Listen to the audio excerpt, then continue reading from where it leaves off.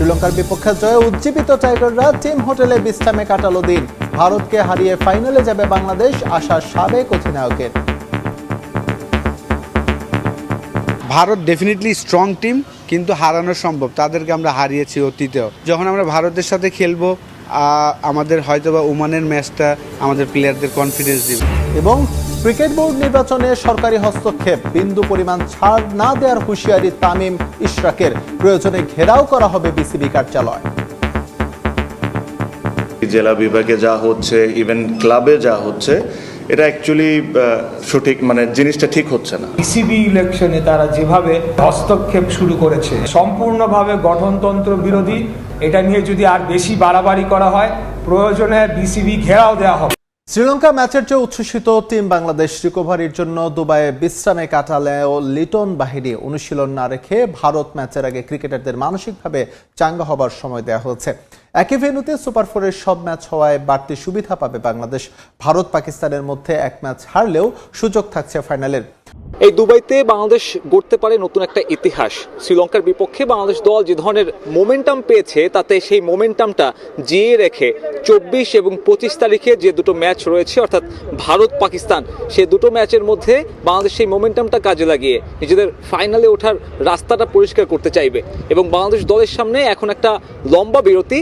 24 তারিখের আগে যেহেতু কোনো ম্যাচ নেই, বাংলাদেশ দলকে সম্পূর্ণ বিশ্রাম দিয়েছে টিম ম্যানেজমেন্ট। এই সময়ে খেলোয়াড়রা নিজেদেরকে চাঙ্গা করে নিবে, টিম হোটেলেই পুরো সময়টা কাটাবে। এরপরে 22 এবং 23 2 দিন বাকি থাকবে, দল নিজেদের কৌশল সাজানোর একটা সময় পাবে। ভারত অপেক্ষাকৃত অনেক শক্তিশালী প্রতিপক্ষ এবং এই টুর্নামেন্টে এখন পর্যন্ত আনবিটেন। তবে শ্রীলঙ্কাও কিন্তু আনবিটেন ছিল বাংলাদেশের কাছে ম্যাচের আগ পর্যন্ত।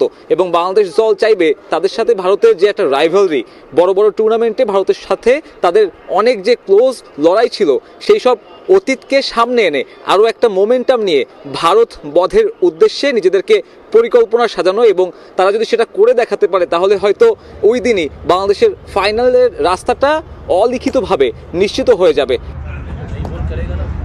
যদি পাকিস্তানের যে ম্যাচটা রয়েছে, সাম্প্রতিক সময়ে তাদের সাথে বাইল্যাটারাল সিরিজ জয়ের একটা অভিজ্ঞতা রয়েছে, সেই সুখস্মৃতি সঙ্গে নিয়ে বাংলাদেশ দল চাইবে ভারত ম্যাচে যদি সেই কাজটা তারা করে দেখাতে নাও পারে, পাকিস্তানের বিপক্ষে যেন তারা তাদের ফাইনালের জায়গাটা নিশ্চিত করতে পারে।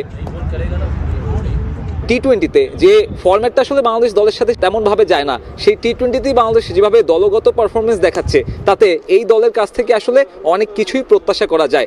সাইফ হাসানের সাফল্যে রংপুর রাইডার্সকে কৃতিত্ব দিলেন মোহাম্মদ আশরাফুল। সবার আলোচনার বাইরে থাকা সাইফের উপর বিপিএল এর পর গ্লোবাল সুপার লিগেও আস্থা রেখেছিলেন রাইডার্স, যার ফলে এখন সুফল পাচ্ছে বাংলাদেশ। এছাড়াও শ্রীলঙ্কা ম্যাচে টাইগারদের দাপুটে পারফরমেন্সে স্বপ্ন বড় হয়েছে সাবেকদের। ফিল্ডিং সহ কিছু বিষয় ঠিক করলে ভারতকে হারিয়েই নাকি এশিয়া কাপের ফাইনালে যাবে বাংলাদেশ, এমনটাই প্রত্যাশা সাবেক অধিনায়কের। ক্রিকেটে 10টা সেঞ্চুরি, অলমোস্ট 40 অ্যাভারেজ, এবং ফার্স্ট ক্লাস ক্রিকেটে তার 8টা সেঞ্চুরি। তার মানে সে ওয়ানডে এবং 4 ডে ক্রিকেটে সে প্রুভ করেছেন যে সে এই লেভেলে খেলতে পারবে। তাকে আমরা কেউ অপরচুনিটি দিচ্ছিলাম না। তো রংপুর রাইডার্সকে আমি বলবো যে ধন্যবাদ দিব যে ম্যানেজমেন্ট, ওনারা তাকে পুরা অপরচুনিটি দিয়েছেন। ভারত ডেফিনেটলি স্ট্রং টিম, কিন্তু হারানো সম্ভব। তাদেরকে আমরা হারিয়েছি অতীতেও। শ্রীলঙ্কার সাথে যখন চেস করতে গিয়েছেন 168, 169 চেস করেছেন ইজিলি। আমার কাছে মনে হয়েছে যে খুব ইজিলি তারা চেস করেছেন। যখন আমরা ভারতের সাথে খেলবো, আমাদের হয়তোবা ওমানের ম্যাচটা আমাদের প্লেয়ারদের কনফিডেন্স দিবে। এবং ক্যাপ্টেন, কোচ ওনারা ভালো বুঝতে পারবেন, অপোনেন্ট বুঝে তারা হয়তোবা টিম সিলেকশনটা করেন। হয়তোবা ইন্ডিয়ার সাথে ওনারা যদি চিন্তা করেন যে না আমরা স্পিনার খেলাবো, তখন হয়তোবা নাসুমের জায়গায় রিশাদকে খেলাতেও পারেন। নুরুল হাসান সোহান লাস্ট ম্যাচ যে আফগানিস্তানের সাথে খেলেছেন, ব্রিলিয়ান্ট একটা রান আউট করেছেন। ম্যাচ জেতার পিছনে বড় একটা ভূমিকা ছিল, সেখানে 2টা ক্যাচ নিয়েছেন। তারপরেও তাকে ড্রপ করে কিন্তু আপনার জাকির আলী অনিক এবং শামীম পাটোয়ারিকে বিবেচনা করেছেন, যেহেতু তারা রেগুলার মেম্বার টিমের সাথে।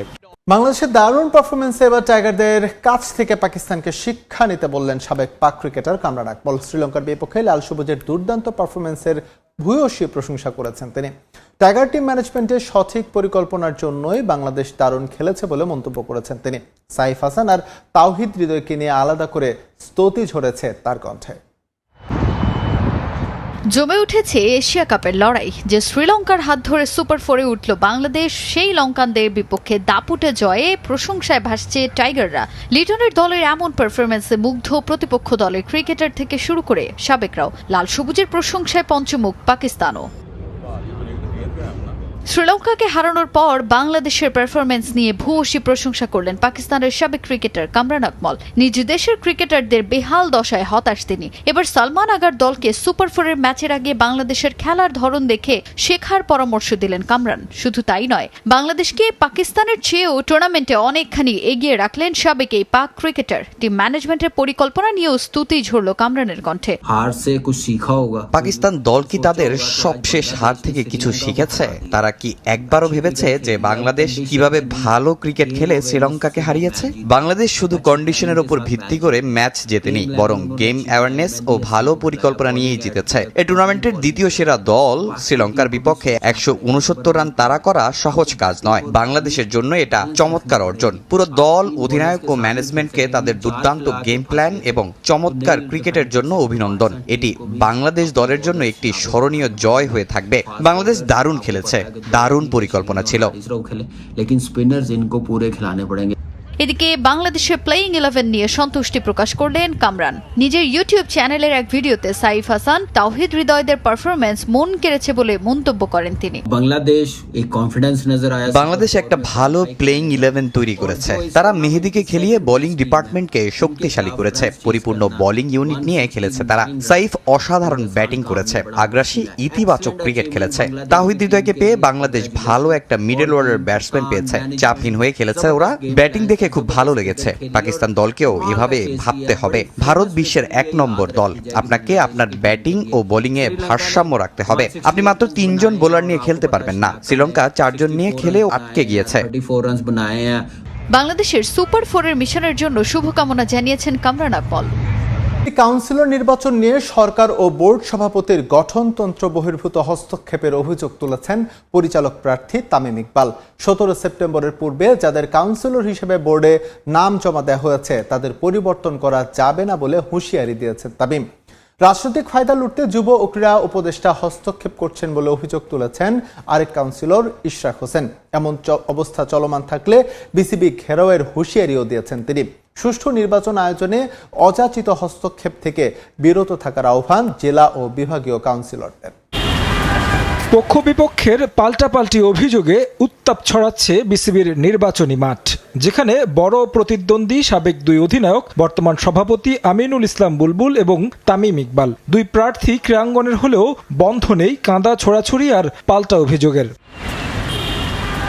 প্রথমে 17 সেপ্টেম্বর কাউন্সিলরশিপ জমা দেওয়ার শেষ তারিখ ঘোষণা করলেও পরবর্তীতে তা পরিবর্তন করে 19, এরপর করা হয়েছে 22 সেপ্টেম্বর। এখতিয়ারের বাইরে থাকলেও কাউন্সিলরশিপ নির্বাচন নিয়ে যুব ও ক্রীড়া মন্ত্রণালয়কে চিঠি দিয়েছেন আমিনুল ইসলাম, যা ক্ষমতার অপব্যবহার হিসেবে দেখছেন তামিম।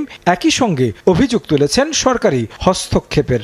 জেলা বিভাগে যা হচ্ছে, ইভেন ক্লাবে যা হচ্ছে, এটা অ্যাকচুয়ালি সঠিক, মানে জিনিসটা ঠিক হচ্ছে না। আমার কাছে মনে হয় এখানে ট্রিমেন্ডাস অ্যামাউন্ট অফ ইন্টারফারেন্স হচ্ছে গভর্নমেন্টের বিভিন্ন জায়গা থেকে। প্রথমবার যখন এই টাইমটা এক্সটেন্ড করে, ওখানে 3-4 জন ডিরেক্টর এটার সাথে একমত ছিলেন, দেখে জিনিসটা 19 তারিখে গেল। সেকেন্ড টাইম যখন এটা এক্সটেন্ড করা হয়, তখন কিন্তু একটা মানুষ ছাড়া, বিসিবি প্রেসিডেন্ট ছাড়া আর কেউ হ্যাঁ বা না কোনো কিছুই বলা হয়নি।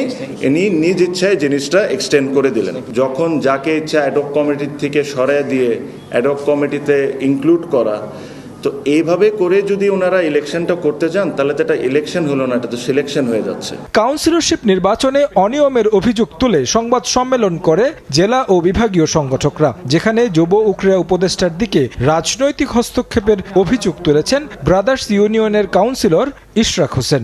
বর্তমান সরকার বিসিবি ইলেকশনে তারা যেভাবে নগ্নভাবে হস্তক্ষেপ শুরু করেছে এবং তারা রাষ্ট্রযন্ত্রকে তারা হুকুম দিয়ে তারা যে কাউন্সিলরদের যে লিস্টটা চূড়ান্ত হয়েছিল সেটিকে বাতিল করার জন্য বা পরিবর্তন করার জন্য ডিসি সাহেবদেরকে তারা হুকুম দিয়েছেন বা চিঠি লিখে জানাচ্ছেন, এটা সম্পূর্ণভাবে গঠনতন্ত্র বিরোধী।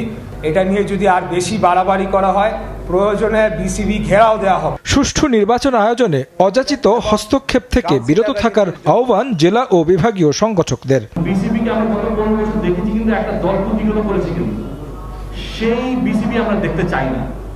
আমরা সেই বিসিবি চাই যেখানে যারা genuine sports enthusiast, genuine sportsman, যারা ক্রীড়ামোদী, ক্রীড়াকে ভালোবাসে, তারা যেন বিসিবি দিন ভোট।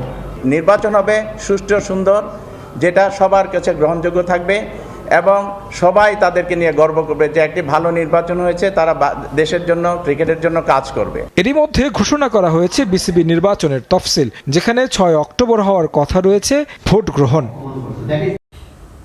এশিয়া কাপে পরের 2 ম্যাচ ভারত এবং পাকিস্তানের সাথে বাংলাদেশের। এক ম্যাচ জিতলেই ফাইনালে।